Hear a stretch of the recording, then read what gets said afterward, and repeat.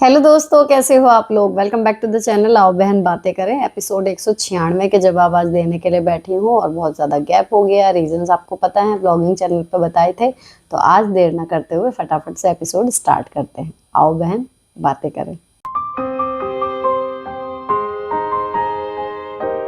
पहला कमेंट, सच में थेरेपी हो आप, एक दिन से ज़्यादा गैप मत किया करो।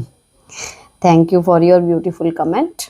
कोशिश मेरी रहती है अल्टरनेट डे पे वीडियो जाती रहे, वही इसका रिदम है और कभी कभी मिस हो जाती है, उसके लिए माफ़ी।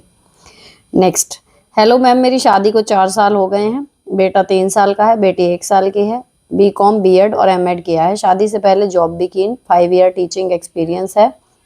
अब शादी के बाद स्कूल जॉब सर्च कर रही हूँ, तो नियर बाय वैकेंसी नहीं है और दूर के लिए हस्बैंड मना कर रहे हैं। ऑनलाइन काम भी ट्राई किया काफ़ी फील्ड में, बट सक्सेस नहीं हुआ। घर में सास हैं, मैं उसका सारा काम करती हूँ।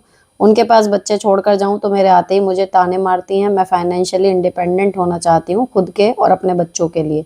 कुछ समझ नहीं आता क्या करूँ। काम बहुत जल्दी और डिसिप्लिन से कर लेती हूँ घर का, फिर सारा दिन टाइम वेस्ट होना, गिल्ट होता है। प्लीज़ गाइड मी मैम, मुझे क्या करना चाहिए। अगर आपका काम बहुत अच्छे से निपट रहा है ना, ये आपके लिए प्लस पॉइंट है। आपको थोड़ा सा और रिजिडली अपनी मांग रखनी है कि भैया मुझे जॉब करनी ही करनी है। दूर पास जैसे भी है कि क्या इशू है, दूर होगा मैं थकूंगी, मेरी प्रॉब्लम है वो, मैं काम कैसे करूंगी। हो सकता है वो आपके वर्ड्स को पकड़ें और स्टार्टिंग में आपकी मदद भी ना करें, लेकिन अगर आपको इस लूप को तोड़ के इंडिपेंडेंट होने की तरफ बढ़ना है तो आपको करना ही पड़ेगा। तो अपनी बात अभी आप जितने भी लेवल पे कह रहे थे उससे थोड़ा और ज़्यादा लेवल से कहो, ताकि ये लगे कि भाई ये बंदी सीरियस है, जॉब इसको करनी ही है, हम इसे रोक नहीं सकते। इतनी बार आपको उस बात को बोलते रहना है जब तक वो मान ना जाए। क्योंकि देखो, जब घर चल रहा होता है ना कंफर्ट में, सब कुछ सामान सही से मिल रहा है, कपड़े धुले मिल रहे हैं, खाना बिल्कुल गरम गरम जब जिसकी फरमाइश है तब मिल रही है, सब कहीं भी जा रहे हैं आ रहे हैं, घर में रहने वाला एक बंदा है, देखभाल करने वाला कोई है, तो जब भी वो निकलेगा ना तो पेट में दर्द होगा और कोई भी ईजियली आपको परमिशन नहीं देगा। क्योंकि थोड़ा बहुत सबको उठाना पड़ता है उसका खामियाजा, जब वर्किंग हो जाती है घर की गृहिणी। तो उस चीज़ के लिए आप मेंटली प्रिपेयर्ड रहो कि वो राजी खुशी आपको हाँ हूँ नहीं करेंगे। आपको खुद निकलना है, हो सकता है उसके बदले में आपको थोड़ा ज़्यादा काम करना पड़े स्टार्टिंग में। लेट्स बी प्रिपेयर्ड, और फिर आप निकलो, हो जाओगे बाहर। मतलब चालू काम हो जाएगा आपका, लेकिन आपको थोड़ी और ज़्यादा जिद करनी पड़ेगी। नेक्स्ट, हाय मैम, मेरे ससुराल वाले बहुत टॉक्सिक हैं। उन्होंने मेरे ख़राब टाइम में कभी साथ नहीं दिया, मुझे बहुत परेशान किया। जब मेरे बच्चे छोटे थे, मैं बाहर रहती हूँ, सुकून में हूँ। अब वो मेरे यहाँ घूमने आने की कह रहे हैं। वो ऐसे दिखाते हैं जैसे उन्होंने मेरे साथ कुछ गलत नहीं किया। मैम, मेरे मन में उनके लिए कोई पॉजिटिव फीलिंग नहीं है, मैं क्या करूँ। देखो, आएंगे, मिलेंगे जुलेंगे, घूमने आ रहे हैं, आने दो। आप उसको रोकोगे, एंड में जाके आपको उसका भी रिग्रेट होगा। आप अलग रह रहे हो ऑलरेडी, आपकी एक अलग छोटी सी दुनिया है ऑलरेडी, लेकिन हम आइलैंड पे नहीं है। कनेक्टेड रहना पड़ेगा हमें फैमिली, फ्रेंड्स और रिलेटिव से। तो आप ये मान के चलो। और दूसरी चीज़ कि उन्हें नहीं लग रहा उन्होंने कुछ गलत किया है, तो एक्चुअली उन्हें नहीं लग रहा होगा कि उन्होंने कुछ गलत किया है। वो आपके सामने ऐसा प्रिटेंड नहीं कर रहे। अगर गलती का एहसास हो जाए तो शायद आधे से ज़्यादा लोग वो गलती करें ही ना उनको लगता है जो उन्होंने किया वो ही सही था। सबके साथ ऐसा होता है, तुम्हारे साथ क्या खास हो गया, ये होती है उनकी टेंडेंसी। तो वो कभी समझेंगे, इस उम्मीद में अपना दिमाग मत खराब करो। आ रहे हैं घूमने, ठीक है, आने दो, परिवार है, आप उनसे बिल्कुल कट ऑफ नहीं कर सकते, है ना। तो अपने चारों तरफ वही शील्ड बनाओ जो मैं हमेशा कहती हूँ कि ज़्यादा किसी की बातों का आपके ऊपर असर ना हो। न्यूट्रल रहो और कुछ टाइम के लिए जो भी वो आ रहे हैं उस टाइम को ग्रेसफुली परफॉर्म करो। नेक्स्ट, मैम प्रैक्टिकल कैसे हुआ जाता है, मुझे ये नहीं समझ में आता। देखो जी, प्रैक्टिकल का बात ये है कि जब हम ज़्यादा 80s के हीरो हीरोइन या इमोशंस में ज़्यादा ना बहें, जो चीज़ जितनी है उसे उतना ही देखें, तो हम समझो हम प्रैक्टिकल हो गए, है ना।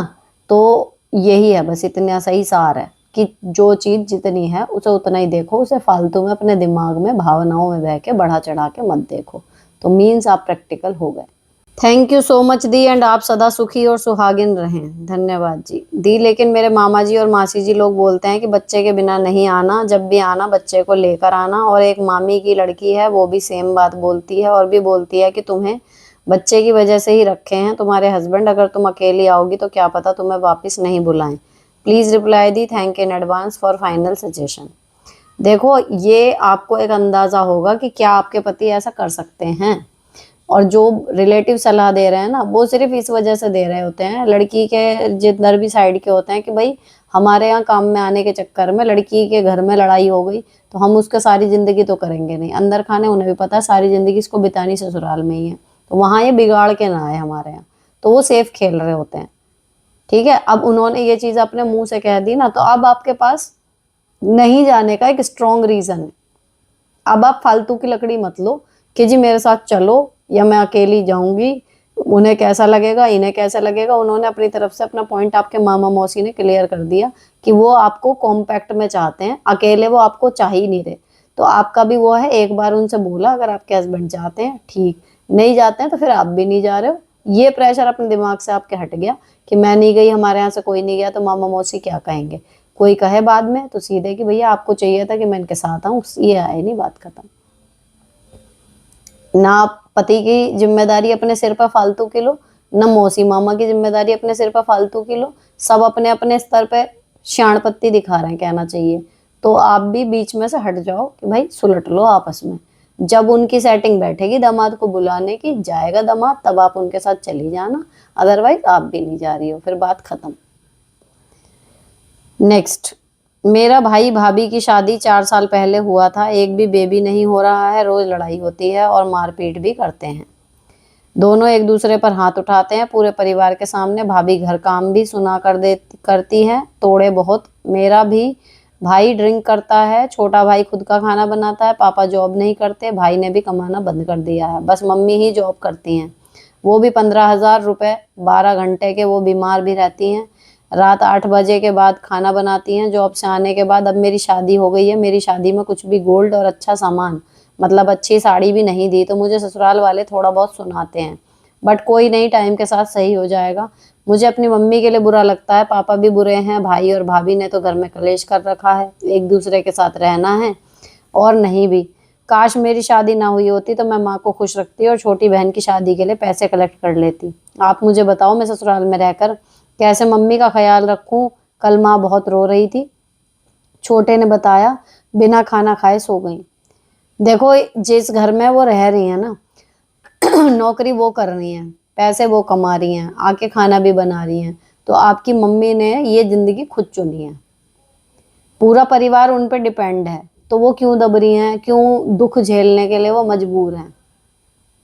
वो जब चाहें इस लूप को तोड़ के अलग हो सकती हैं, लेकिन अगर वो नहीं कर पा रही ना, तो ये जिंदगी उन्होंने चुनी है। और रही बात आपकी कि काश आपकी शादी ना हुई होती, ऐसा तो है नहीं आपकी शादी 10-12 साल में ही उन्होंने कर दी। आप अच्छी वयस्क हो गई होंगी जब करी है, तो जब आप इतने साल रह के अपनी माँ के लिए कुछ नहीं कर पाई, तो अब क्या कर लोगे। बात ये है, इसमें अगर कोई कुछ कर सकता है तो वो आपकी माँ ही कर सकती हैं अपने लिए। तो आप, मैं तो यही सलाह दूंगी कि आप फालतू प्रेशर ना लो। कल को आपकी शादीशुदा जिंदगी में कोई स्ट्रेस आता है तो माँ की जान को एक और तनाव हो जाएगा कि मेरी वजह से मेरी बेटी की गृहस्थी में भी परेशानी आ गई। ठीक है, तो आप अपनी गृहस्थी संभालो, जब मिलने जाओ जितना बन पड़े तब माँ के लिए कर दो। बाकी माँ को यही समझाओ कि हिम्मत रखें और बोल्ड बने। जब सबको कमा के खिला सकती हैं तो ज़रूरी नहीं है कि खाना वही आके बनाए जो घर में पड़े हैं, निठल्ले हैं। उन्हें कहा जा सकता है कि खाना तुम बनाओगे, और वो बनाएंगे, बचे रहेंगे बना के। ठीक है ना। और भाई भाभी जो हैं रोज का लड़ रहे हैं मर रहे हैं, उन्हें अलग करो, दफा करो यहाँ से। अलग रहो, कमरे पे रह के रहो, किराए पे रहो, कहीं भी जाओ, लड़ो मरो प्यार से रहो, जैसे करना है करो। रोज का कलेश यहाँ न मत करो। उनकी शादी होगी, छुट्टी होगी, उन्हें अलग करो, आधा कलेश वहाँ खत्म हो जाएगा। बचे आपके पिताजी और भाई, कमा रहे हैं तो ठीक, नहीं कमा रहे हैं तो ठीक। 3 जनों का 4 जनों का क्या परिवार। लड़की आपकी बहन है ही साथ में, वो करा देगी जितनी हेल्प करानी है, अगर करानी ही ठहरी तो चीज़ें इतनी कॉम्प्लिकेटेड हैं नहीं, बस बनाई हुई हैं। और दूसरी चीज़ कि आप वहाँ जाके ऐसा कुछ नहीं कर लेंगी जो इससे पहले आप नहीं कर पाई, वो आप कर लोगे, है ना। आपकी बहन है, आप उसको बता दो कि ये कर सकती है, तो बेटी तो वो भी है। तो फाइनली आप तो अपने गृहस्थी जमाने पे बढ़िया से आप अपने पे ध्यान दो, जितना हो सके उसके साथ उतना माँ को इमोशनली सपोर्ट करते रहो। नेक्स्ट, हमें क्या अपने बच्चों या हस्बैंड के साथ भी ज़्यादा इमोशनली अटैच नहीं होना चाहिए? भाई मुझे तो यही लगता है। देखो बच्चे भी आपने सुना है उल्टे जवाब दे रहे हैं, है ना। या अभी जो पिछला क्वेश्चन मैंने पढ़ा है, वो माँ है, वो इसीलिए तो झेल रही क्योंकि वो बच्चों से इतना ज़्यादा अटैच है कि उसको दिख रहा है उसके बच्चे उसका खून पी रहे हैं, लेकिन वो स्टैंड ही नहीं ले पा रही अपने लिए। खुद कमा रही है तब भी दुखी है, सबको खिला रही है तब भी दुखी है, जॉब करके आ रही है 12 घंटे की फिर बना रही है, तो वो किस चक्कर में है? बच्चों के मोह में ही तो है। तो बच्चों हो या हस्बैंड हो या कोई भी हो, अपने माँ बाप हो, किसी से भी इतना ज़्यादा अटैच हो गया ना कि उसका सही गलत को आप बता भी नहीं सकते। उसका जो उसने कर दिया वो आपको झेलना है, क्योंकि आप उसके लिए बिल्कुल कि भाई इससे अलग नहीं हो सकते। अगर इस लेवल तक किसी भी रिश्ते में जाओगे तो आपको परेशानी होनी ही होनी है, ठीक है ना। तो ऐसा नहीं है कि किसी से बिल्कुल इमोशनलेस, हम पत्थर तो हैं नहीं, लेकिन इतने मत हो कि सामने के सामने वो आपका गला काट रहा हो और आप चूं भी ना कर पाओ। नेक्स्ट, मैम इन लॉज में कभी जेठानी कमेंट कर देती है, कभी देवरानी। मैं घर के काम परफेक्ट नहीं कर पाती हूँ, थोड़ा स्लो हूँ काम में, उन्हें बैक आंसर कैसे करूँ? बीएड टेट सी टेट सब क्वालिफाइड हूँ, पीजी वो 4 सब्जेक्ट से किया है, वो 12th पास है दोनों में, कैसे परफेक्ट दिखाऊँ? 8 मंथ का बेबी है। अपनी जो डिग्रीज है ना आपकी, आप उनको दिखाने के लिए नहीं, लेकिन अपने पे रहो कि वो, अगर वो 12th पास हैं तो आपने जो आगे इतनी सारी पढ़ाई करी है, इतनी डिग्रियां ली हैं, उसमें आपने टाइम दिया है, और वो टाइम शायद उन्होंने घर के कामों में दिया है, इसलिए वो आपसे बेहतर घर के काम कर पाती हैं। लेकिन जो बंदी इतनी सारी डिग्री ले सकती है, पढ़ सकती है, वो कुछ सालों में घर का काम भी बिल्कुल परफेक्टली करने लगेगी जब वो करने पे आएगी, ठीक है ना। तो उनको बैक आंसर अगर आपको करना है ना तो अपने काम से दो, अभी बिल्कुल पी जाओ उनकी बातों को, अपने काम पे ध्यान दो, घर का मैनेजमेंट अच्छे से करो, सीखो जो जो नहीं आ रही, जहाँ जहाँ दिक्कत आ रही है। और स्लो आप इसीलिए हो क्योंकि शायद आपने बहुत ज़्यादा काम करा नहीं होगा पढ़ाई के चक्कर में। जब करने लगोगी ना, तो जो बच्चा पढ़ाई में होशियार होता है, माँ की इतनी सारी चीज़ें कर सकता है दिमाग से, तो घर का मैनेजमेंट भी वो बहुत अच्छा कर लेगा। और एक टाइम आएगा आप उन 12th पास वाली जो अभी आपको घर के काम के लिए कमेंट कर रही है ना, आप उनके बराबर या हो सकता है उनसे भी बेहतर घर संभालने लगोगी। प्लस आपके पास दुनिया भर की एक्स्ट्रा क्वालिफिकेशन जो उनसे ज़्यादा है, वो फिर आपको अपने आप ऊपर कर देंगी उनसे हर चीज़ में। तो इसीलिए अभी आप घर का काम सीखो और अपना उसमें पारंगत हो जाओ, उनको अपने एक्शन से जवाब देना, मुंह से नहीं। नेक्स्ट, दीदी मैं अभी बहुत ज़्यादा पहले इमोशनली अटैच हो जाती थी, लेकिन धीरे धीरे सब समझ आने लगा। अब मेरा बिल्कुल भी मन नहीं करता अपने इन लॉज के साथ फालतू बात करने का, लेकिन डर भी लगता है कि अगर फ्यूचर में कभी ज़रूरत पड़ी तो क्या वह हमारी हेल्प करेंगे? देखो फ्यूचर कभी किसी ने नहीं देखा, लेकिन आप एक नॉर्मल रिश्ता अगर मेंटेन कर लेते हो तो मुंह तो रहेगा कहने के लिए, बाकी करने वाला नहीं करने वाला वो तो समय ही बताता है। कई बार हमें जहाँ से बिल्कुल उम्मीद होती है वो आदमी धोखा दे देता है, और कई बार अनएक्सपेक्टेड बंदा आके हमारी ऐसी हेल्प कर देता है जिसकी हमने उम्मीद भी नहीं की थी। तो वो कोई गारंटी नहीं है कि हम अच्छे से बात कर रहे हैं, बहुत अच्छा रिश्ता है तो समय पे वो काम भी आएगा, वो समय ही बताता है। तो आप बस एक नॉर्मल रिश्ता मेंटेन रखो, फिलहाल यही टारगेट रखो, तो भगवान से दुआ करो कभी ऐसी ज़रूरत पड़े ही ना।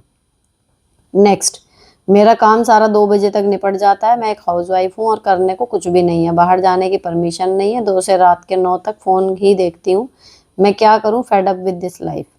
आप कंटेंट क्रिएशन में जा सकते हो, जैसे मेरे भांजे की वाइफ है, वो बच्चे की वजह से, जॉइंट फैमिली की वजह से वो भी तो बाहर नहीं जा पा रही, शादी से पहले जॉब करती थी, that's why she choose content creation, क्योंकि उसके पास भी दोपहर के 5 से 6 घंटे बिल्कुल पूरा टाइम होता था, एकदम अनइंटरप्टेड। तो उसने यही बोला कि मतलब मुझे यही काम ठीक लगा। तो आप भी ऑनलाइन कंटेंट क्रिएशन में बहुत सारे काम है, जो आप कुछ भी, आप जो भी आपको लगे उसमें ऑप्ट करके उसमें आप टाइम दे सकते हो। और अर्निंग नहीं भी हो, कुछ सीखने वाली फीलिंग आती है, आपको एक टाइम पास अच्छा सा मिल जाएगा जिसमें कुछ कर लिया ऐसी फीलिंग आएगी। नेक्स्ट, आप कहते हो किसी का मुंह बना है तो इग्नोर करो, पर मैं कर नहीं पाती, बहुत उदास हो जाती हूँ, मेरे मायके में भी कोई नहीं है, बच्चे स्कूल चले जाते हैं, हस्बैंड काम पे, 17 साल से हर जगह साथ जाती है सास, पर कभी लोकल भी मैं हस्बैंड के साथ चली जाऊँ तो बुलाती नहीं है, मुझे जेठानी ऊपर रहती है, वो चुपचाप ही बाहर चली जाती है, बताकर भी जाए उससे कोई प्रॉब्लम नहीं। ये बात मन दुखाती है, मैं करके सब कुछ क्यों जूते खा रही हूँ। एक आदत हो जाती है, देखो जेठानी उनके हाथ से निकल चुकी, आपको वो निकलने नहीं देना चाहती, इसीलिए थोड़ी सी बात को ही बड़ा करके, ताकि आप उनका मुंह बना हुआ देख के अवॉइड करो जाना आना। तो आप, मैं इसीलिए कहती हूँ बना है तो बना रहने दो।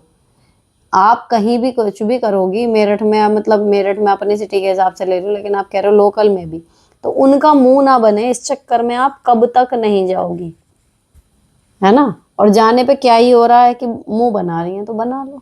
इसी बात पे तो मैं कहती हूँ, अब किसी का मुंह सुधारने के चक्कर में हम अपनी मर्जी के खिलाफ काम करें तो कब तक करेंगे। जिस दिन हम बस हो जाएगी हमारी कि भाई अब नहीं हो रहा, उसी दिन फिर उसका मुंह बन जाएगा। तो तू बना ही लेना अपना मुंह, हमें जो करना हम करें, तो प्रेशर नहीं रहता अपने ऊपर। नेक्स्ट, मैम मेरी झूठ बोलकर ड्रिंकर के साथ शादी करा दी। मैंने हबी सुधारने की कोशिश की जिसमें हमारा केस हो गया और 1 ईयर बच्चे का छीन लिया। बच्चे की वजह से मैंने समझौता किया, बट इन लॉज ने मुझे अपना दूसरे 2 रूम घर रहने को दिया। अभी ड्रिंक एंड तबकों में पैसे वेस्ट करते हैं। मुझे भी जॉब नहीं मिल रही। इन लॉज ऊपर मिडिल क्लास हैं, उनके पास हर चीज़ ज़रूरत से ज़्यादा है, बट मेरे पास कुछ नहीं है। देखो, जब इतना कुछ होने पे भी अगर हबी नहीं सुधर रहे तो इसका मतलब उन पे तो आप गिव अप ही कर दो कि वो ड्रिंक करना छोड़ेंगे। आप अपने पूरा जोर लगाओ कि आपको किसी तरीके से जॉब मिले, बस। और जब पूरी शक्ति से ढूंढोगी तो जॉब मिलेगी, ऐसा नहीं है। नेक्स्ट, दीदी मेरी जो जेठानी है वह अगर उसे कोई काम होता है तभी मुझसे बात करती है, और ऐसे जैसे कहीं अडोप पड़ोस में जाना हो, अगर मैं उसे कहती हूँ तो ही हूँ मुझे लेकर के चलती है, वरना वह मुझे नहीं पूछती। मुझे कई बनाना ऐसा महसूस होता है, कई बार ना लिखा होगा, ऐसा महसूस होता है कि वह मेरी वैल्यू नहीं करती। एक बार हमारे यहाँ किसी की डेथ हो गई थी पड़ोस में, तो मुझसे कहने लगी मैं बड़ी बहू हूँ, मैं चली जाऊंगी, तुझे क्या ज़रूरत है, तू तो छोटी है, तुझे कोई ज़रूरत नहीं है। मेरी शादी को 14 साल हो चुके। मेरे हस्बैंड ने मुझे समझाया कि तुमको भी जाना चाहिए, दीदी बहुत ज़्यादा तेज़ बनती है। क्या मुझे उसे जवाब देना चाहिए था कि मैं भी जाऊँगी? हर इंसान का अपना एक वजूद होता है। मुझे ये नहीं समझ में आ रहा आपके प्रश्न में, वो आपको लेके क्या गोदी में जाएगी? आपको जाना है, कन्फर्म है, आप जाओ। जेठानी है कहाँ बीच में? और अगर वो आपके तैयार होने के बाद, निकलने के बाद कहती है कि मैं जा तो रही हूँ, तू क्यों जा रही है, तो सीधे कह दो कि मैं भी जा रही हूँ, मुझे लगता है मुझे जाना चाहिए, बस बात खत्म। लोग मुझे कैसे जानेंगे? कुछ भी कह दो, लेकिन उसमें वो लेके जा रही है नहीं जा रही, वो क्या लेके जाएगी? वो गोदी में थोड़ी लेके जा रही है हमें, या स्कूटी पे थोड़ी लेके जा रही है। जहाँ जाना हम खुद जाएंगे, अकेले भी तो जा सकते हो। तो उसका मुंह देख क्यों रहे हो कि वो ले जाए या नहीं ले जाए। नेक्स्ट, दीदी मेरा एक सवाल है आपसे। मुझे प्लॉट लेना है, मेरे पास 3,50,000 रुपए हैं, तो और प्लॉट 6 लाख कुछ ऊपर का आ रहा है, तो मैं लोन लेने की सोच रही हूँ। मेरे पति की सैलरी 10,000 है और मेरी 11,000 है। मैं अभी रेंट के घर में रहती हूँ, तो क्या मैं सही कर रही हूँ? Please reply. जी, अपनी गुंजाइश के हिसाब से आपने ले लिया है एक डिसीजन, बहुत अच्छा। और ले लो, लोन लेके कर लो। खींचातानी थोड़ी अपने घर के खर्चे से करके लोन की किस्त चुकाना, पता कर लो उसके कितने बैठ रहे हैं महीने के, और उतने पैसे पहले निकाल दो। बाकी के बचे हुए में अपना घर चलाना। थोड़े दिन की दिक्कत रहेगी, लेकिन अपनी ज़मीन हो जाएगी। ज़मीन होएगी तो फिर घर भी बनेगा। ऐसे ही निकलते हैं, ठीक है ना? तो बिल्कुल सही जा रहे हो, कोई अपने मन में संशय मत रखो। Next, ma'am coordinator and principal की बहस में फंस गई। मेरे दोनों से लिंक अच्छे हैं। कोऑर्डिनेटर कहती है तूने मेरी साइड नहीं ली, मेरी हेल्प कर देती है। कोऑर्डिनेटर फाइनेंशियली तो गलत होते हुए भी कैसे साइड लें ना। प्रिंसिपल फिर बहस भी लगाते हो। बताओ मैम, स्कूल पॉलिटिक्स से कैसे बचें? मैं ना गलत को गलत ना ठीक को ठीक कह सकती हूँ, क्योंकि मेरी जॉब करनी बहुत ज़रूरी है। दोनों को ये कह दो जब आपसे कहें कि यार मेरी बात आपसे भी होती है, उनसे भी होती है, और मैं कोई जज नहीं हूँ जो आपको गलत बताऊँ या उन्हें गलत बताऊँ। बेहतर ये है कि आप दोनों आपस में सुलझ लें। मैं इस कहानी में कहीं बीच में हूँ नहीं, ठीक है ना। अब कोई कहे जी तू मुझे सपोर्ट कर या कुछ और है, कहना दोनों से मैं वही बात बीच में रखूँ ना, आप लोगों से तो मैं छोटी हूँ, ये कह के आप बीच में से हट जाओ कि मैं कोई नहीं होती जो आपको जज करूँगी, आप मुझसे ज़्यादा समझदार हो। तो उनकी ईगो भी हर्ट नहीं होगी और आप बीच में फंसने से बच भी जाओगी। नेक्स्ट दी, मैं एक स्कूल में टीचर हूँ, मेरी क्लास के बच्चों को मैं मैथ पढ़ाती हूँ, क्लास 5 के बच्चों को। वो बच्चे दी टाइम से काम पूरा नहीं करते, इस वजह से उनका काफ़ी काम पेंडिंग रह गया है और स्कूल की तरफ से मुझे काम का बहुत प्रेशर है, क्योंकि उन्होंने मुझे 10 सब्जेक्ट पढ़ाने के लिए दे रखे हैं इसलिए। और मुझे केवल एक ही पीरियड मिला है मैथ्स का उस क्लास में, जिसमें टेस्ट भी लेना है, काम भी करवाना है। और मैं क्या करूँ, मुझे कुछ सजेस्ट कीजिए कि बच्चे काम पूरा कर लाएँ। मैंने उनके लिए फ़ोटोकॉपी भी करवा दी थी, लेकिन फिर भी वो बच्चे काम पूरा कर कर नहीं ला रहे हैं। मैंने उनके पेरेंट्स को भी बोल दिया है और एट लास्ट मैंने मैनेजमेंट में ये बात पहुंचाई, तो उन्होंने कहा आपकी कमी है, आपकी टेक्निक सही नहीं है उनको काम पूरा कराने की। दी प्लीज़ आप मुझे कुछ सजेस्ट करिए।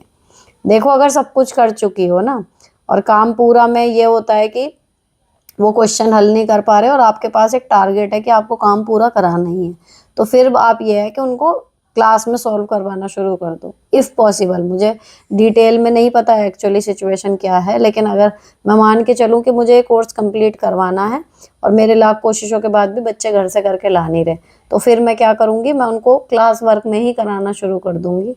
किसी तरीके से काम तो पूरा हो इफ़ पॉसिबल। लेकिन हो सकता है कि सवाल बहुत ज़्यादा हो, कोर्स बहुत ज़्यादा ना करा पाओ, लेकिन एक तरीका ये हो सकता है, घर के लिए उन्हें एक या दो ही दो, मैक्सिमम सवाल बोर्ड पे कराओ। समझ आए नहीं आए फिर वो उन बच्चों की गलती है, क्योंकि आपने अपनी तरफ से प्रयास करा। अगर वो घर पे खुद करते तो उनको बहुत अच्छे समझ में आता। ना पेरेंट्स को कुछ सूझ रहा है, ना मैनेजमेंट को कुछ सूझ रहा है, आपके पास टारगेट है कोर्स पूरा कराओ, तो कराओ कोर्स पूरा। फिर नेक्स्ट, क्या आप टीएससीटी से जुड़े हो Sunita ji, teacher self care team? नहीं, मैं अभी नहीं जुड़ी। मैं एफबी पे पढ़ा है उसके बारे में, लेकिन यहाँ मेरठ नगर में कुछ ऐसा पता चला नहीं है कि सिटी में यहाँ पे कोई कह रहा हो, है ना। रजपुरा, खरखौदा, जितने भी आसपास के ब्लॉक हैं, कहीं पे मुझे कुछ मतलब मिला नहीं है ऐसा कि कहीं से कोई लिंक मिले कि आप ये करके उससे जुड़ सकते हो। नेक्स्ट, आप कहती हैं 1-1 मिनट का रूटीन बना के रखा है, एक बार एक ब्लॉग बनाओ, morning routine, evening routine and afternoon routine, जिसमें थोड़ा डिटेल्स में आपकी हर मिनट वाली रूटीन वीडियो शेयर करें। इससे बहुत सारी फीमेल का हेल्प होगा घर संभालने में। आपसे काफ़ी कुछ मैंने सीखा है। अकेले खुश रहने वाला एक प्रैक्टिकल रूटीन वीडियो भी स्टेप वाइज बनाइए, कितने दिन में सेल्फ कंटेंट वाली एटीट्यूड आ जाएगी और कैसे स्टेप वाइज। देखो, मैंने अभी ये आपने 9 डेज अगो का ये मैसेज दिख रहा है, अभी जो रिसेंटली डाली है वीडियो, वो शायद आपकी एक्सपेक्टेशन को पूरा कर देगी। बाकी अगर आपको ऐसा लग रहा है ना कि मैं दोपहर में कर रही हूँ तो शाम का नहीं मिल रहा, शाम का कर रही हूँ तो सुबह का नहीं मिल रहा, अगर मैं सारा कुछ डिटेल में सुबह से लेके रात तक का करूँ ना, तो शायद उसकी एडिटिंग में मुझे 2 से 3 दिन लग जाएंगे और वीडियो बनेगी शायद 2 घंटे की। क्योंकि मैं अभी भी जो आधे घंटे की 25 मिनट की भी होती है ना, उसमें भी छोटे मोटे काम जो मैं करते जाती हूँ उनको शूट नहीं कर पाती, पॉसिबल ही नहीं है। या फिर मैं ऐसा करूँगी कि जी 3 दिन की छुट्टी लेके मैं स्पेशली करूँ, वो भी चीज़ नहीं है। तो मैं जैसे प्रैक्टिकली करती जा रही हूँ स्टेप बाय स्टेप, जैसे जैसे वैसे ही मैं आपके साथ शेयर करती जा रही हूँ। तो ऐसी एक वीडियो से कुछ हल नहीं होगा, आप कंटिन्यूशन में जो देखते जा रहे हो उससे ही आपको ऑन द गो एक मोटिवेशन डेली अल्टरनेट डे पे मिलता रहता है, आप करते जाओगे। तो जिसको समझ में आना है उसको इतने में ही काफ़ी कुछ आ रहा है, लोगों के रिस्पॉन्स उसी तरीके से आ रहे हैं। तो ऐसा नहीं है कि मैं एक दिन के लिए सीसीटीवी कैमरा टाइप पूरा लगा के रखूँगी तो ज़्यादा समझ में आएगा, ऐसे भी अच्छे से समझ में आ रहा है ना। यूट्यूब का एल्गोरिदम भी होता है ना कुछ, कि व्लॉगिंग का वीडियो है तो कितना लंबा होगा। नेक्स्ट, नमस्ते दी, मैंने एक टीचिंग छोड़ दी थी लेकिन अब दोबारा ज्वाइन करें, 1 मंथ हो गया बट अभी भी कोई रूटीन नहीं बन पा रहा, डेली लेट होना, बच्चों की स्टडी में ध्यान नहीं दे पा रही हूँ, लगता है कि कल से ठीक हो जाएगा पर कॉन्फिडेंस नहीं है, सैलरी भी कम है, प्लीज़ गाइड करें। देखो, 1 मंथ टीचिंग अभी जब दोबारा ज्वाइन कर रहे हो ना, बहुत कम है, तो टेक योर टाइम, आएगा सब रूटीन में। स्टार्टिंग में ऐसी एनजाइटी होती है, लगता है कि हम मैनेज नहीं कर पा रहे, रिस्पॉन्स नहीं आ रहा, बट आ जाएगा। अभी टाइम 1 महीने का कम है इस चीज़ के लिए। Next, hello ma'am, please answer, मेरी बहुत ज़्यादा बोलने की आदत है जिसकी वजह से अपनी और फैमिली की एम्बेरसिंग बातें भी बता देती हूँ सबको। चुप रहने की कोशिश करती हूँ तो फिर समझ ही नहीं आता कि बात क्या करूँ, प्लीज़ बताइए कैसे कम बोलूँ और बस काम का बोलूँ। देखो, जब आप चुप रहने की कोशिश करती हो और समझ नहीं आता कि क्या बोलूँ, उस चक्कर में मत पड़ो, चुप ही रहना स्टार्ट करो थोड़ा सा, 2-3 बार 4 बार ऐसे, जहाँ पे कुछ लोग जमा हुए हैं ट्राई करो कि बिल्कुल नहीं बोलना है। तब भी आपको अगर इतना बोलने की आदत है ना, तो भी आप 1-2 लाइनें तो बोल ही दोगे। और अगर आपने एक भी मीटिंग ऐसी अटेंड कर ली जिसमें आपने ठीक बोला, ज़्यादा नहीं बोला, आपको देखना खुद को ही कितना अच्छा सा फील होगा। फिर वो धीरे-धीरे आप प्रैक्टिस करने पे आ जाओगे कि यार अब फिर से जितनी बार आपको लोग मिलेंगे, उतनी बार आप कोशिश करिए, हाँ भाई अब ये चांस आया, मेरे को कम बोलना है या मेरे को फालतू नहीं बोलना है ना? बेकार की बातें नहीं बोलनी है। अब मेरे को ले लो, अगर सुबह से शाम तक मैं घर में हूँ, बाहर हूँ, स्कूल में हूँ, यहाँ कैमरे पे आपके सामने हूँ, मैं बोलती ही तो रहती हूँ पूरा टाइम। लेकिन मुझे इतना कॉन्फिडेंस है अपने बोलने पे कि मैं कुछ भी फालतू की बकवास नहीं कर रही। जिससे भी बात कर रही हूँ उसका पॉइंट ऑफ व्यू सुन के उसके अकॉर्डिंग जो भी उसको नीड है, अगर मेरी सजेशन की तो, नहीं तो अगर हम चिट चैट भी कर रहे हैं ना, तो कुछ वैल्यूएबल चिट चैट जिसमें कुछ ज्ञान मेरा बढ़े कुछ उसका बढ़े, ऐसी। तो ये धीरे धीरे आएगा।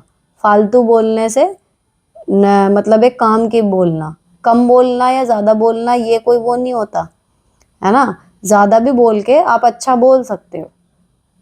तो अभी तो आप फिलहाल के लिए बस प्रैक्टिस ये करो कि मुझे बोलना ही नहीं है, आराम रहना है, सुनना है, हाँ हूँ वो भी कन्वर्सेशन है, तो बस आप उतना करो। और धीरे धीरे देखना आप खुद अच्छा लगेगा कि हाँ यार कम बोल के मुझे कुछ नया सुनने को मिला। एक चीज़ ये भी होती है ना, जब हम लगातार बोलते रहते हैं हमें सामने वाले का जो दिमाग में चल रहा है ना वो सुनने का मौका ही नहीं मिलता, क्योंकि हम बोले जा रहे हैं।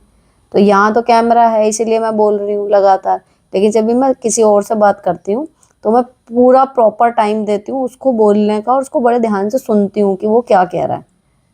तो दैट्स वाई शायद ये रीज़न है कि मतलब लोग मुझे बड़ी अपनी अंदरूनी बातें भी आराम से बता देते हैं। उनको एक ट्रस्ट हो जाता है पहली ही मीटिंग में कि वो मुझे बड़ी अंदर की बातें भी बता देते हैं। पता नहीं क्यों उन्हें ट्रस्ट हो जाता है कि हाँ ये नहीं बताएगी, और ऐसा होता भी है। तो मैं एग्जाम्पल भी अगर किसी का दूंगी ना, तो मैं कभी भी उसका नाम और आइडेंटिटी डिस्क्लोज नहीं करती। तो ये चीज़ उनको भी एक तसल्ली देती है। और फिर उसको सुनने के बाद जैसे मैं यहाँ हूँ, जो मुझे समझ में आ रहा है कि बेटर सोल्यूशन हो सकता है वो मैं वहाँ भी दे देती हूँ और उनके काम आ जाता है। तो अभी जब मैं ड्यूटी में गई थी तो दोनों टीचर्स जो हैं वो बता रही थी, मतलब मुझे याद नहीं था कि मैंने उनको ये बोला है क्या बोला है, लेकिन उन्होंने बताया कि आपने ना बच्चे को फास्ट फूड के चक्कर, वो जब मुझे एक सजेशन दिया था बहुत काम आया यार वो। तो मेरे को तब याद आया, उनके याद दिलाने से। मैंने कहा हाँ हम ट्रेनिंग में मिले थे। तो ज़्यादा बोलना इज़ नॉट एंड कि बहुत बड़ी बुराई है, लेकिन बेकार की बातें बोलना बुराई है। तो काम की बातें करो, और जब तक काम की बातें ही निकले मुंह से, ऐसा टैलेंट ना आ जाए, तब तक चुप रहो, सुनो, ज़्यादा सुनो थोड़ा कम बोलो, तो धीरे धीरे प्रैक्टिस में आ जाएगी। लेकिन ये भी एक स्किल है, सीखनी चाहिए मुझे लगता है हर एक को। Next, hi ma'am, I am also a basic school teacher as you. मैं और मेरे हस्बैंड के जॉब अलग अलग डिस्ट्रिक्ट में है। मैं अपनी 2 बेटियों के साथ रहती हूँ।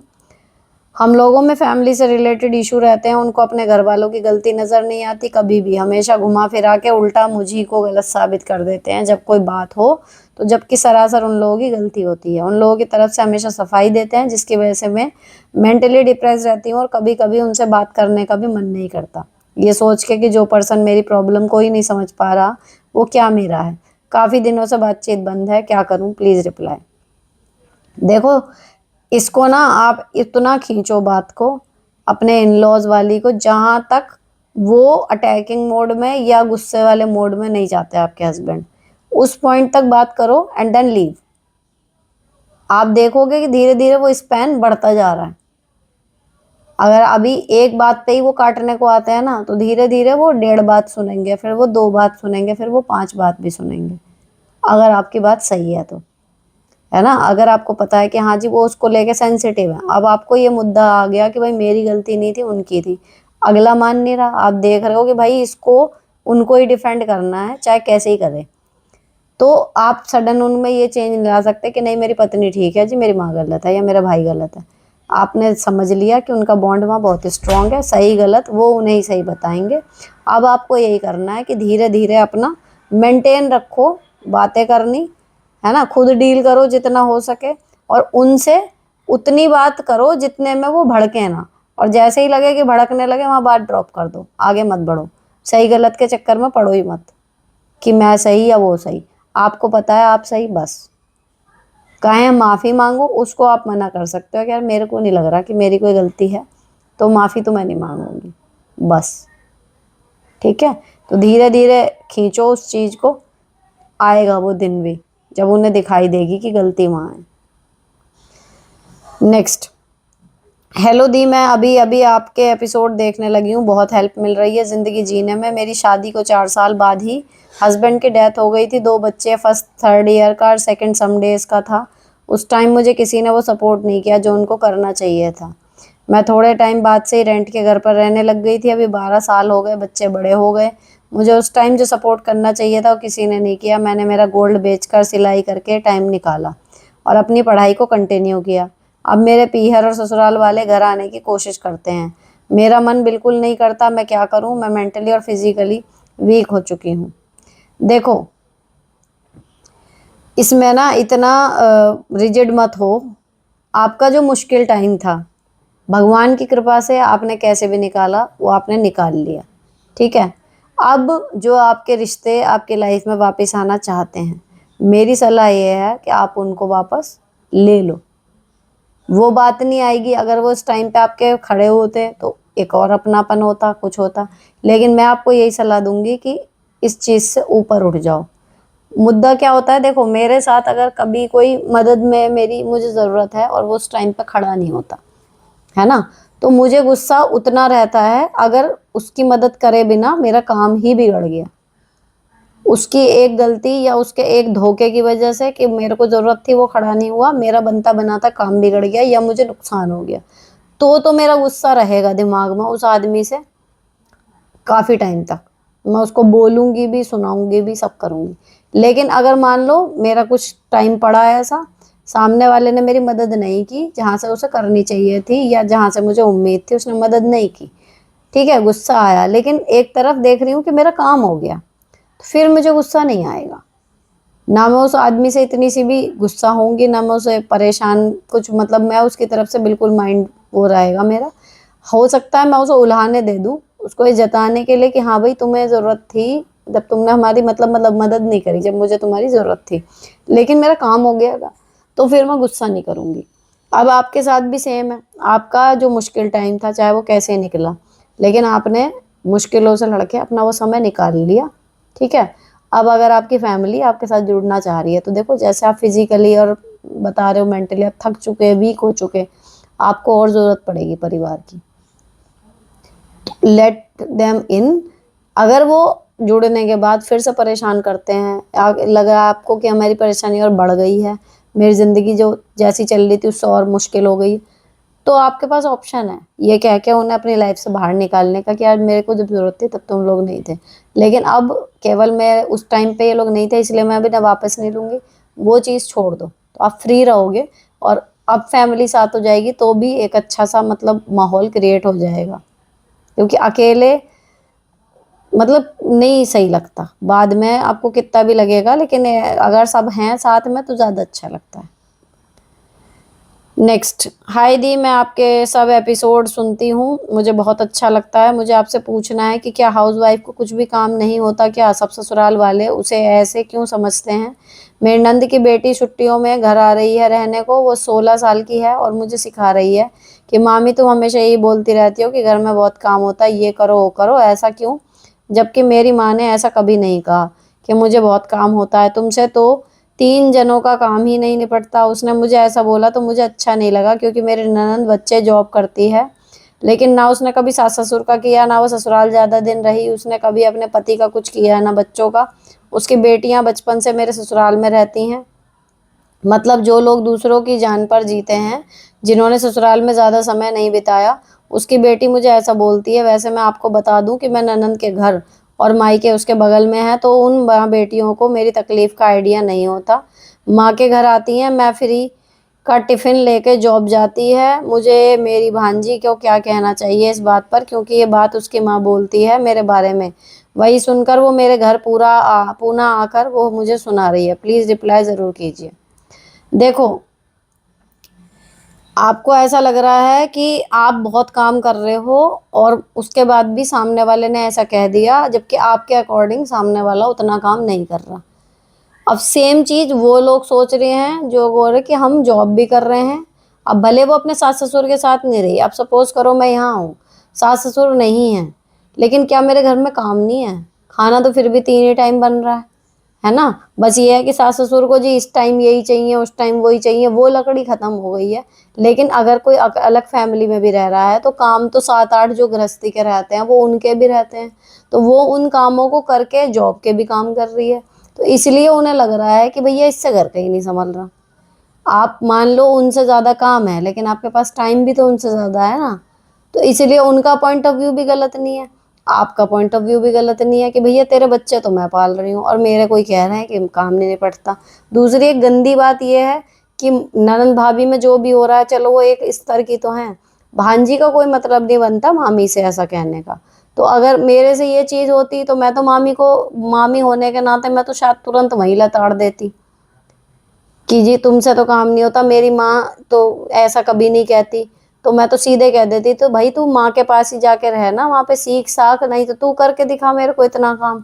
अगर मुझे कोई काम नहीं है तो बेटा कल से तू करियो, सुबह से रात तक एक दिन करके दिखा दे काम और फिर निपटा लियो कि कितना निपटा, तब मैं मान जाऊंगी। और दूसरा एक होता है कि हंस के टालने वाली बात, जब भी कोई कहता है कि भैया हम तो कर लेते हैं तुमसे नहीं होता, है ना, तो हम सीधे ये कह देते हैं कि भैया आप तो एक्सपर्ट हो, हम कहाँ इतने। ये कह के भी आप एक टोंट वाले उसमें भी उसका रिप्लाई कर सकते हो।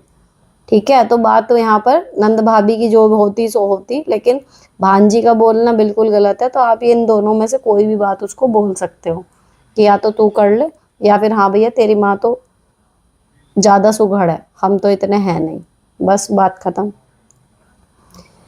नेक्स्ट, दी you are so inspired lady, your problem solving method is mind blowing, I am very thankful to god and you being sorted my life. चलो जी, अच्छा लगा सुन के। नेक्स्ट, राधे राधे दी, आपने जो बैरागीपन वाले टॉपिक पर जो बात की वो मैंने वृंदावन में रहकर सच में महसूस की है। मैं आपकी दोनों चैनल की हर एक वीडियो बहुत ध्यान से देखती हूँ। सच में भगवान ने ही आपको हमारी लाइफ में भेजा है। राधा रानी आपको हमेशा खुश रहे रखे जी। बहुत बहुत धन्यवाद आपकी ब्लेसिंग्स के लिए।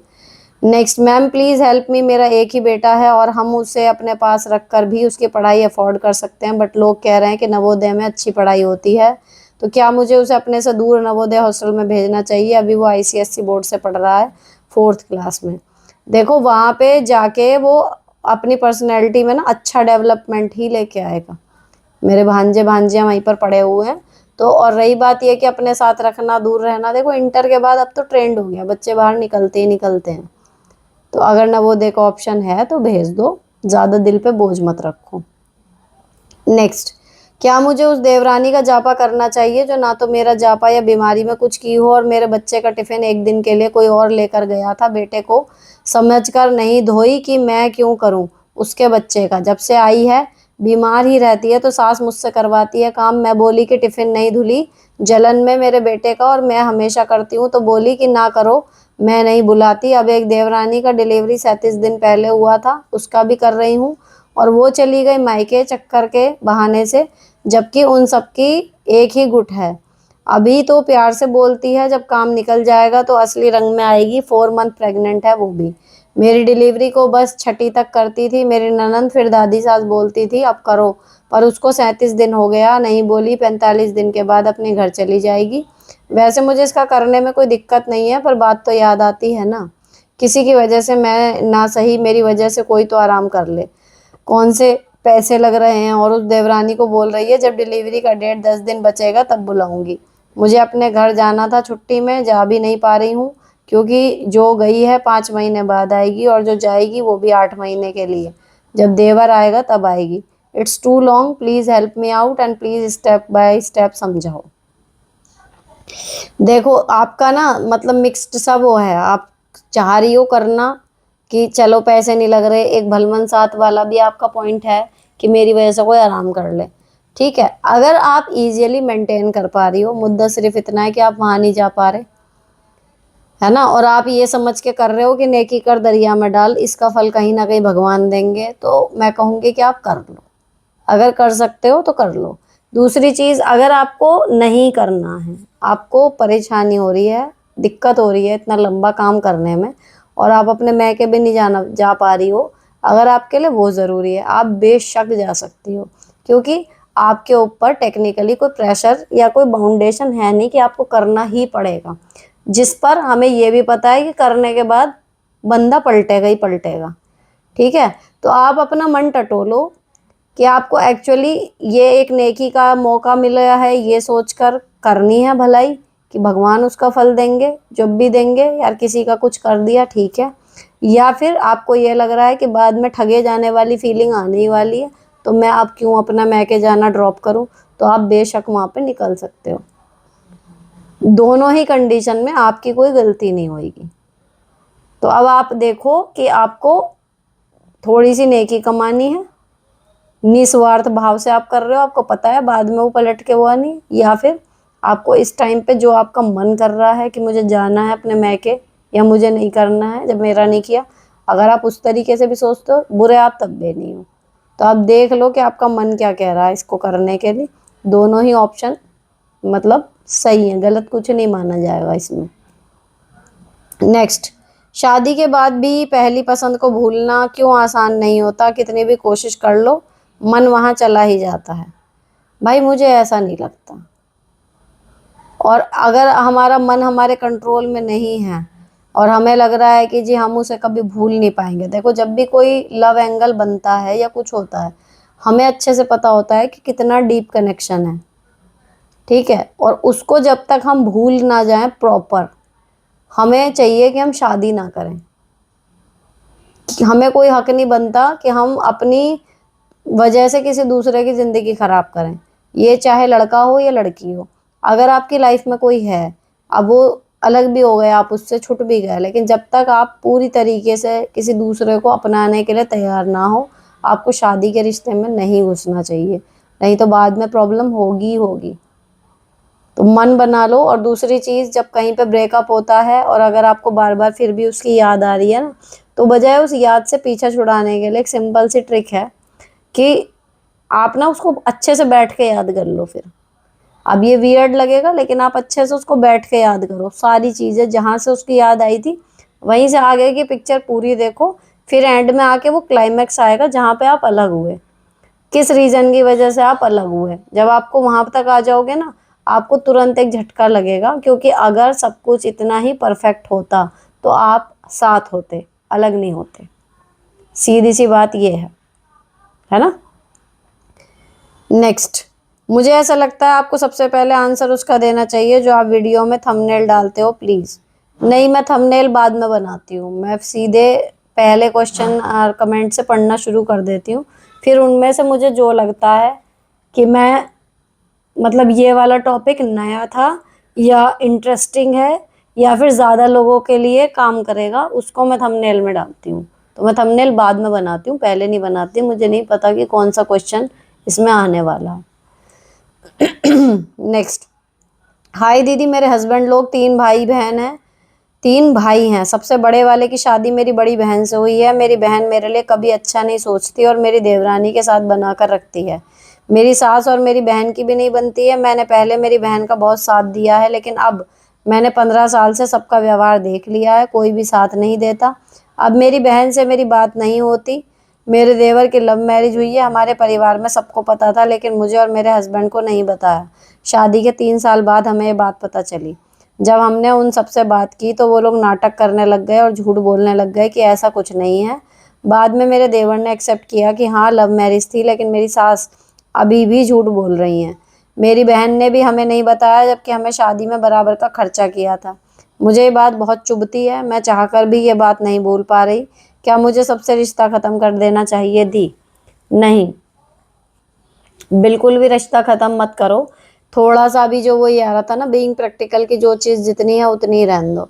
आपको नहीं बताया, आई एम श्योर उनके पास कोई रीज़न होगा। ठीक है, या तो आपका सर्कल ज़्यादा होगा या आप लोगों के साथ मिलती जुलती ज़्यादा होंगी, उनको ऐसा लगता होगा कि आपको बताएंगे तो आप पता नहीं किस किस को बता दोगी। ये एक पॉइंट होता है ससुराल में, तो उस बंदे से बात छुपाई जाती है। ठीक है, और दूसरा ये कि जो आपकी सगी बहन वहाँ पर है उनकी नहीं पड़ती। ये मैंने हर दूसरे घर में देखा है, जहाँ पर 2 बहनों की शादी होती है, उन दोनों बहनों की शादी के बाद मैंने देखा कि पटती ही नहीं। उल्टा जो बाहर की देवरानी जेठानी है उनके साथ जेल हो जाएंगी, आपस में लड़ती रहेंगी। ऐसे कई परिवार हैं हमारी जान पहचान में, तो ये भी आम बात है, आपके साथ हो रहा है ऐसा नहीं है, ठीक है। अब दूसरी चीज़, चाहे लव मैरिज थी चाहे अरेंज मैरिज थी, आप अपने मन को समझा लो, क्या ही फर्क पड़ेगा, सोच के देखो। आपको नहीं बताया, मैं मानती हूँ आपको बुरा लगा होगा, क्यों नहीं बताया, लेकिन मैंने नहीं बताने का रीज़न भी बता दिया कि उन लोगों की नज़र में आपकी इमेज ऐसी होगी। अब आप ऐसी हैं या नहीं है ये अलग चीज़ है, ठीक है, लेकिन उन लोगों को ऐसा लगा, उन्होंने नहीं बताया। तो कोई सही देखो तो, मतलब अगर आप थोड़ा सा इमोशन अलग हटा के देखो ना, तो कोई इतना बड़ा पहाड़ नहीं टूट गया, देवरानी वही आनी है जो आनी थी। आपको तब पता लग जाता तो क्या बदल जाता, और अब पता लगा तो क्या बदल गया। अगर आप इस तरीके से सोचोगे, आपका गुस्सा एकदम से शांत हो जाएगा, ठीक है। तो रिश्ता ख़त्म कर देना चाहिए, ऐसा कुछ नहीं है, आराम से रहो। बस ये मान के चलो कि आपको थोड़ा सा अलग करके चल रहे हैं, तो आप भी थोड़ा सा अलग ही रहो, लेकिन ख़त्म वतम नहीं करो रिश्ते। नेक्स्ट, दी मैं वही हूँ जो 6 मंथ मैके में रहकर आई है, अब मैं प्रेग्नेंट हूँ, हरकतें वही हैं, टॉर्चर करना या बेटे से कराना। दी मैं मतलब नहीं रखती, ना बोलती हूँ किसी से, तो ज़बरदस्ती आगे से बोलते हैं इन लॉज। अभी तो ऊपर देवर के फ्लोर पर रहते हैं, देवर के लिए एमएनसी लड़की देख रहे हैं, तो वापस नीचे आने का सोच रहे हैं, ज़बरदस्ती नीचे मेरे फ्लोर पर आ भी जाएंगे। मैं उन लोगों के साथ नहीं रह सकती, और मैं इस बात की बहुत टेंशन लेती हूँ, डरती हूँ अभी ऊपर रहकर इतना नाटक में नाक में दम करते हैं, प्लीज़ पास से तो जान ही ले लेंगे। मैं इन लोगों से दूर रहना चाहती हूँ, बेटी को भी मेरे खिलाफ करने लगे हैं, लेकिन हस्बैंड को डराया हुआ है, प्रॉपर्टी नहीं देंगे, किराया लेते हैं 40,000 जिस फ्लोर पर रहते हैं हम। तुमसे किराया लेते हैं वो। श्योर। आप भाई एक बात बताऊं आपको, आप ना उनके साथ रहते हुए भी अपने आप को सिक्योर रख सकती हो। अगर वो ऊपर से नीचे आके रहने लगे, अपना मेंटली प्रिपेयर्ड रहो कि यहाँ आके रहेंगे, ये सब करेंगे। फिर भी आप अपने आप को व्यस्त रखो थोड़ा, आप प्रेग्नेंट हो, इतना स्ट्रेस मत लो। हस्बैंड का आपको पॉइंट ऑफ व्यू समझ में आ गया कि प्रॉपर्टी वाला चक्कर है, तो वो इतना आगे बढ़ के अगेंस्ट उनके बोलेंगे नहीं। आप अपने बच्चे के साथ, जो आपके साथ है पेट में, और साथ में जो बेटी है, उसके साथ ज़्यादा से ज़्यादा टाइम स्पेंड करो, खाओ बनाओ, खाली टाइम में सो जाओ अपने कमरे में रह के। जब मन करे सुबह शाम बाहर निकल जाओ, बच्चों को लेके घूमने देख लो, वॉक पे निकल जाओ। कम से कम मतलब अपनी योगा, मेडिटेशन और वॉक, ये 3 चीज़ें मैं बताऊंगी आपको कि ये ज़रूर शुरू कर दो। चीज़ें वैसी भी रहेंगी इधर उधर की, लेकिन आपका उन्हें देखने का, उनको बर्दाश्त करने का वो चेंज हो जाएगा दिमाग, करके देखना। तो योगा, मेडिटेशन और वॉक, ये 3 चीज़ आप ज़रूर शुरू करो सुबह शाम की, और वो, और रहते रहो, जो कर रहे हैं करने दो। अपना मान के चलो कि भैया मुश्किल टाइम है, निकालना, क्योंकि इस टाइम पे क्रूशल स्टेज होती है। आप प्रेग्नेंट हो, आपको इस टाइम पे बस शांत रहना सबसे ज़्यादा ज़रूरी है, और इससे ज़्यादा ज़रूरी कुछ भी नहीं है। नेक्स्ट, मैम मेरी शादी को सिर्फ 4 मंथ हुए हैं, एंड मेरे हस्बैंड मुझसे बोलते हैं बेबी कर लेना चाहिए। मैंने उनसे मना किया कि मुझे अभी पढ़ाई करनी है, कंपटीशन एग्जाम क्लियर करना है, तो बोलते हैं सब हो जाएगा बच्चे के साथ। एक्चुअली मेरी MIL ने ये बातें डाली हैं उनके दिमाग में कि 2 साल में नहीं हुआ तो फिर दिक्कत आएगी और नहीं होगा। मैं बोले हस्बैंड ऐसा नहीं होता, और बहुत समझाया, नहीं मैंने क्या करूं मैम, हर बार मना करती हूँ, कहते हैं जो होगा देखा जाएगा, समझ नहीं आ रहा क्या करूं। मेरे हस्बैंड MIL की बातों को ज़्यादा मानते हैं। आप अपनी तरफ से प्रिकॉशन ले सकती हो, लेट हिम ट्राई। ऐसी भी तो कॉन्ट्रासेप्टिव चीज़ें आती हैं जो महिला यूज़ करती है, तो आप वो कर सकते हो अगर वो नहीं मान रहे हैं तो। नेक्स्ट, दी प्लीज़ मेरा मैसेज ज़रूर पढ़ना, बहुत ज़रूरत है। आपसे मेरी 4 साल पहले बात हुई थी हस्बैंड एंड इन लॉज को लेकर, तो आपने कम्प्लीटली अलग हो जाने की राय दी थी। उस समय आप पहली इंसान थी जिन्होंने मेरी परेशानी को सुनकर सही एडवाइस किया, और अब कुछ बहुत बुरा सा हो गया है जिसे अब मैं छोड़ना चाहती हूँ, लेकिन मुश्किलें आ रही हैं, क्या बताऊँ। बच्चे की TC, रहने के लिए घर नहीं मिल रहा, बच्चे के एडमिशन में दिक्कत आ रही है। जहाँ मैं जाना चाह रही हूँ पिछले 1 महीने से अटक गई हूँ। मैके में जाना नहीं चाहती, बहुत डर सा लगता है, कई बार कदम उठाने का सोचा लेकिन उठा नहीं पाई क्योंकि पति ने मैनिपुलेशन से रोक लिया। कुछ दिन बाद फिर वही हरकतें शुरू हो जाती थी, इसलिए सोच रही हूँ कहीं इस बार भी कुछ वैसा ना हो जाए। मेरे पति नार्सिसिस्ट हैं कम्प्लीटली। दीदी मैं आज तक सोचती थी कि मैंने इतना सब कुछ बर्दाश्त किया, बट इस इंसान को क्यों नहीं दिखता। आज जवाब मिला कि उसमें इमोशन तो है ही नहीं। वो नार्सिसिस्ट है। मेरे 5 साल के बच्चे को इतना इस इंसान ने जिद्दी बना दिया है। पिछले साल मेरे ज्वेलरी बहाने से ले लिया, ये कहकर के एडमिशन की फीस भरूंगा और बाद में 2 महीने में दे दूंगा, बट नहीं दिया। हमारी लड़ाई का असर बच्चे पर पड़ रहा है, जिस वजह से उस न्यूरोलॉजिस्ट को दिखाना पड़ा। बट इस इंसान को फर्क नहीं, बेटे को चश्मा तक लगा और मुझे ब्लेम किया कि तुम्हारी वजह से लगा है, तुम खाने पीने को नहीं देती। सबको फोन कर करके बताया भी मेरे सामने। तो अब इसमें समस्या मतलब ये तो हो गई, लेकिन एग्जैक्ट आप क्या करना चाह रही हैं? अभी छोड़ना चाह रही हो लेकिन बहुत मुश्किलें आ रही हैं, है ना। तो आप अपने पति को छोड़ना चाह रही हो, तो उसके लिए आपको, अभी आप कह रहे हो ना मैं क्या नहीं जाना चाहती, लेकिन फिलहाल आप वहाँ परमानेंट रहो ना रहो मायके में, लेकिन अगर आपको अपने पति से अलग होना है तो फिलहाल उन लोगों का सपोर्ट लगेगा ही लगेगा। आप डिवोर्स फाइल करोगे या कुछ भी करोगे, आप अकेले कहाँ रहोगे? या तो आपकी जॉब हो, है ना, कि भाई उसके साथ आप अपना रेंट पे मकान ले लो, और फिर भी गृहस्थी जमाने के लिए एक फैमिली थोड़े दिन के लिए ही चाहिए, आपको सपोर्ट लगेगा। तो अगर आपने बिल्कुल इस रिश्ते से निकलने का मन बनाया है तो अपने मायके वालों का या और किसी भी रिश्तेदार का, एक का कोई किसी एक का सपोर्ट आप ले लो, उसके बाद फिर आगे कदम बढ़ाओ, क्योंकि बिल्कुल अकेले बच्चे के साथ ये चीज़ें नहीं हो पाएंगी पॉसिबल प्रैक्टिकली, है ना। तो अगर घर वालों में मायके वालों के साथ ज़्यादा कोई इशू नहीं है तो आप मायके वालों से बात करो, उन्हें कॉन्फिडेंस में लो, तब इस प्रोसेस को शुरू करो। नेक्स्ट, आपने 195 वाला सीरीज में क्वेश्चन पूछा था, शायद लंबा था इसलिए नहीं पढ़ा होगा, मैं स्मॉल बात में समझाती हूँ आपको। मेरी बहन ने सूट सेम ऑर्डर किए थे, हम 3 बहन हैं, एक भाभी है। मैंने भी मंगा लिया और फ्रेंड से 5,000 उधार लिए। अभी को बुरा लगा, क्यों लिया सूट? हर बात पूछ कर ये ज़रूरी है? खुद कुछ भी कर कर कहते हैं, मुझे तो पूछने की कोई ज़रूरी नहीं है। मेरी बहन को गलत भी बोला, हस्बैंड को कैसे समझाऊं? मेरी माँ नहीं है, अब बहन और भाभी से ले दे के करूंगी तो कैसे करूंगी? देखो, अगर हमने उधार लिए ना, है ना, अगर हम उधार लेके खर्चा कर रहे हैं तो वो टेक्निकली गलत होता है। रिश्ते पैसों से नहीं चलते, व्यवहार से चलते हैं, समय से चलते हैं। आप समय, अपनी मेहनत, अपने इमोशंस, अपना जो हेल्प कर सकते हो वो, अगर वो सब अच्छे से दे रहे हो, पैसे नहीं भी खर्च कर रहे तो भी रिश्ते चल जाते हैं। तो अगर आपको रिश्ते बना के रखने ही हैं और पैसे आपके पास कम है तो आप ये चीज़ें खर्च करो उन पे, लेकिन उधार लेके पैसे खर्च करना, शायद इस बात पे आपके पति भड़क गए होंगे। तो आप इस चीज़ को अपनी सुधार कर लो, तो फिर मतलब आपकी बात सही है कि उनसे बिगाड़ूंगी नहीं, बना के रखूंगी, लेकिन उनकी भी बात सही है। तो आप पैसे ना उधार, मतलब ये दिमाग से निकाल दो कि पैसे खर्च नहीं करूंगी तो रिश्ते नहीं बनेंगे, बन जाएंगे। वैसे जो बिना पैसे के हो सकता वो हर तरीके से काम करो।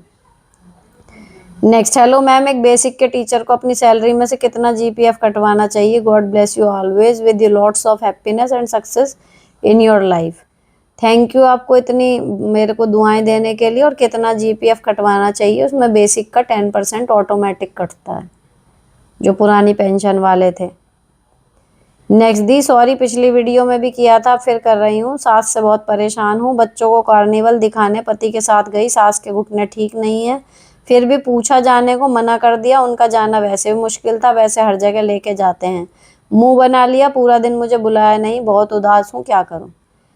कुछ फर्क नहीं पड़ता, मुद्दा ये है कि आपको अपने बच्चों को एंजॉय कराना था, आपने करा लिया, और कहीं से कहीं तक आपने कोई गलती नहीं करी। अब उसके बाद भी अगली मुंह बना के बैठी है तो बना लेने दो, 2 दिन 4 दिन, उसके बाद फिर आराम से अपना नॉर्मल खाना वाना लेके जब जाओगे बोलना, बोल पड़ेंगी, तब भी ना बोलें, और 8 दिन बाद जाना। कब तक मुंह बना के रखेंगी? लेकिन जब आपकी गलती नहीं है तो आप बिना मतलब आप झुकोगे, मतलब माफ़ी वगैरह मांगोगे तो वो और सिर पे चढ़ेंगी। तो माफ़ी मांगने का कोई वो नहीं है, लेकिन 2 4 दिन वेट कर लो, मुंह बना लेने दो, उन्हें समझ में आ जाएगा कि जल्दी ये भी नहीं बुलाने की अगर मैं नहीं बुला रही। उसके बाद नॉर्मल बात करनी अपनी शुरू कर देना, जवाब दे देंगी, ना दें तो ना सही, उसके थोड़े दिन बाद फिर ट्राई करना।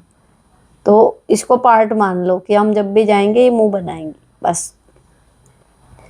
नेक्स्ट, हेलो दीदी, मुझे जानना है गवर्नमेंट टीचर बनने के लिए अभी के टाइम में कितने एग्ज़ाम पास करने पड़ते हैं? मैं गवर्नमेंट जॉब की तैयारी करना चाहती हूँ, पर टीचर के बहुत सारे स्टेप्स हैं एग्ज़ाम में, क्या या मैं बीपीएससी करूं जो पहले कर रही थी। मुझे किसी ने बोला बीपीएससी भरी एग्जाम है, भारी, और टीचर बनना आसान होगा। मुझे कोई भी आसान नहीं लगता, प्लीज़ कुछ बताएं। देखो, अगर यहाँ जाना है गवर्नमेंट स्कूल में, तो आपके ग्रेजुएशन के बाद फिर डीएलएड होती है। डीएलएड के बाद आपको टेट क्लियर करना होएगा, और अब सुपर टेट भी है। तब नौकरी निकलेंगी जब आप अप्लाई करोगे। अगर आपका वैकेंसी में नंबर के हिसाब से आपके आ गया तो फिर मिल जाती है। तो 4 पेपर तो आप मान के चलो, डीएलएड की 2 साल की ट्रेनिंग, और फिर उसके बाद टेट, फिर सुपर टेट। नेक्स्ट, आपको एक नाइटी गाउन पहने देखा व्लॉग वाले चैनल पे, ब्लू कलर विद एम्ब्रॉयडरी, मुझे वो लेना है, लिंक है क्या उसका? देखो, ये आपके रिव्यू सच्चे होते हैं, please please, lots of love. जो ब्लू वाला एम्ब्रॉयडरी वाला आपने देखा है ना, वो आप यकीन नहीं करोगे, वो 10 साल हो गए उस गाउन को। मेरे बच्चे छोटे छोटे थे, 2016 में मैंने स्नैपडील से लिया था, और उस टाइम पे वो 549 का था। मैं उस टाइम के तो मुझे अभी तक सूटों के भी रेट याद हैं, क्योंकि ऑनलाइन शॉपिंग तब स्टार्ट ही करी थी। और वो तब से लेके अब तक चल रहा है। कपड़ा काफ़ी घिस गया, लेकिन डार्क कलर की वजह से अभी भी पहना जा रहा है। एम्ब्रॉयडरी उसकी कहीं भी ख़राब नहीं हुई। तो उसका लिंक मैं नहीं दे पाऊँगी, मैं खुद उसी में की कोई दूसरी मिल जाए, मीशो पे, मिंत्रा पे, मैं खुद सर्च करती रहती हूँ। तो जिस दिन उसकी कोई बिल्कुल पक्की वाली बहन नाइटी में मिल गई, उस दिन मैं सबसे पहले लिंक शेयर करूँगी। लेकिन उसकी टक्कर के अभी तक कोई मिली ही नहीं। एम्ब्रॉयडरी वाली मिली है, लेकिन धागे वाली एम्ब्रॉयडरी है, उसमें मिरर वर्क वगैरह कुछ नहीं है, और इतनी प्रिसाइज डिटेलिंग वाली एम्ब्रॉयडरी नहीं है। लेकिन ऐसी है कि जो मैंने अभी नाइटी हॉल में शेयर करी थी, पिंक वाली एक नाइटी थी एम्ब्रॉयडरी वाली, पॉकेट पे भी थी, वो काफ़ी हद तक उसके निकट है, उस तरीके की थी। तो आप अभी जो रिसेंट गर्मी में मैंने नाइटी हॉल शेयर करा था ना, वो देख लो, उसमें आपको उसके किनारे तक की चीज़ मिल जाएगी। नेक्स्ट, मैम मेरे देवर के 24 में शादी हुई है, सास ने देवरानी को मेरी गोल्ड ज्वेलरी एंड मेरा रूम दे दिया। मेरी देवर से बात नहीं होती, मेरी देवरानी से थोड़ा अनकंफर्टेबल फील कर रही हूँ, मैं क्या करूँ? ये सबसे बड़ा बेवकूफ़ीपन होता है। ये जेठानी की चीज़ें जो उसे दे देते हैं ना भाई, अगर जेठानी अपनी मर्जी से दे रही है तो ठीक है, लेकिन किसी की चीज़ उतार के, किसी का कमरा लेके दूसरे को दे देना उसकी मर्जी पूछे बिना, वो हमेशा प्रॉब्लम क्रिएट करता है। और माँ बाप करते हैं गलती, अपने बच्चों में बीज बो देते हैं। अब जो देवरानी जेठानी बॉन्डिंग करके बहनों की तरह, जिन्हें इस परिवार की गृहस्थी की गाड़ी को आगे लेके जाना है, वो आपस में एक दूसरे के कंपटीटर हो गए। तो यहाँ ये बड़े बुड्ढों की गलती हो जाती है घर में। लेकिन मैं तो आपसे यही कहूँगी कि ठीक है, अब जो आपको मिला है आप उसमें देख लो, क्या पता उससे बेटर हो। रही बात जेवर की, तो भैया वो कानूनन तो उतार ही नहीं सकता कोई हमारा, वो हमारा स्त्री धन होता है। अगर कानून के शरण में जाओगे तो वो आपका ही है लीगली। तो ये तो इलीगल काम होता है कि एक बहू का उतारा दूसरे को दे दिया। आप जब चाहो उस चीज़ के लिए कह सकते हो, लेकिन चलो परिवार में खींचातानी है, कुल मिला के मान लो 20 ग्राम सोना ही है, मान लो कुछ है ही नहीं और ज़्यादा, तो भाई फिर वो बराबर बराबर होना चाहिए सभी बच्चों में। आप इस चीज़ के लिए बोल सकते हो। लेकिन ये चीज़ जो है ना, थोड़ी सी अभी आप, मैं तो कहूँगी अगर इस लायक हो कि अपना खुद बना सकते हो तो बना लो। किसी से छीछड़ लेदड़ लड़ाई इन चीज़ों पर करके अपना मानसिक सुकून ही होता है, और कुछ हाथ पल्ले नहीं लगता। नेक्स्ट, दी जैसा कि आप जानती हो आई एम प्रेग्नेंट एंड सास ने सेपरेट कर दिया। प्रॉब्लम यह है कि जेठानी के दोनों बच्चे, नंद की बेटी मोस्ट ऑफ द टाइम मेरे ही रूम में बैठे रहते हैं, ना सही से आराम कर पाती हूँ। कई बार बोला है बट बार बार आ जाते हैं। हस्बैंड जैसे ही घर आते हैं उनके साथ भी आकर बैठ जाते हैं, बहुत इरिटेटिंग हो जाता है। कुछ खाओ तो देना पड़ता है, नहीं दो तो बड़े लोग बोलते हैं अपने खाई बच्चे लोग को नहीं दी। मुझे पूरी तरह प्रिवेसी चाहिए मेरे रूम में, प्लीज़ क्या करूं? हस्बैंड को बोलूं तो बोलते हैं कैसे मना कर दें, बच्चे हैं। मैं पूरी तरह फ्रस्ट्रेट हो गई हूँ, कुछ मन भी करता है तो खा नहीं पाती, खाने ही नहीं देते, मांगने लगते हैं। अब बहुत ज़्यादा परेशान हो गई हूँ दी, क्या करूँ प्लीज़ हेल्प, बहुत ज़्यादा स्ट्रेस हो गया मुझे। कमेंट $101, पता नहीं ये क्या लिखा है। अब इसमें ना आप ये किया करो कि जब आपके हस्बैंड चले जाते हैं तो आप रेस्ट करने के लिए अपना दरवाज़ा अंदर से बंद कर लिया करो, और तब रेस्ट करा करो। तो बच्चे आए भी, नॉक भी करें तो आप कह सकते हो कि मैं आराम कर रही हूँ बेटा, शाम को आना। तो जब आपके हस्बैंड आएंगे ना, वो तब आएंगे, तो एटलीस्ट जो आपका अपना टाइम है वो आपको मिल जाएगा। बाकी बिल्कुल कट ऑफ तो देखो बच्चों को आप कर नहीं सकते। ठीक है, तो जो आपको ऐसी कोई चीज़ खानी है जो आपको नहीं शेयर करनी बच्चों के साथ, वो आप दिन में खा लो। और बच्चों के सामने जब वो आते हैं तो उस टाइम पे एक आध चीज़ रख दो, क्योंकि उनको भी शायद चाव लगता रहता है ना बच्चों को कि भाई वहाँ चलते हैं चाची के पास, मामी के पास, कुछ अच्छा मिलेगा। तो वो भी वही है, बच्चों का मन है, तो उतना नहीं कर सकते आप। सही कह रहे हैं आपके हस्बैंड एकदम। लेकिन आपका पॉइंट अपनी जगह ठीक है कि आपको रेस्ट भी चाहिए। कुछ खाने की चीज़ें ऐसी होती हैं जो आपको ही खानी है, आप नहीं शेयर करना चाहते, तो आप यही करो कि रेस्ट ऐसे मत करो, कुंडी लगा के कर लो और कह दो कि बेटा मैं सो रही हूँ, आप जाओ, शाम को आना, बस। नेक्स्ट, दीदी मेरे हस्बैंड कान के कच्चे हैं, बहुत जल्दी अपनी माँ बहन की बात पर विश्वास कर लेते हैं, ऐसा ये लोग क्यों करते हैं? मैं उन्हें अपनी बात मनवाना चाहती हूँ, मैं कैसे समझाया करूँ? Keep on trying. आपकी मम्मी, मतलब उनकी मम्मी और उनकी बहन के साथ वो इतने सालों से रह रहे हैं, आप अभी आई हो उनके लाइफ में, तो कीप ऑन ट्राइंग। धीरे धीरे वो विश्वास आएगा कि मेरी पत्नी भी कुछ सही बात कह सकती है। नेक्स्ट, हेलो सुनीता जी, अच्छा हुआ आपने ड्यूटी पूरी की इतनी गर्मी के बाद भी, क्योंकि अब सरकार नोटिस भेजेगी जिन्होंने भी ड्यूटी ज्वाइन नहीं की थी। पता नहीं बहन अब करेगी ड्यूटी, मतलब सरकार बुलाएगी या नहीं बुलाएगी, लेकिन मैंने तो कर ली।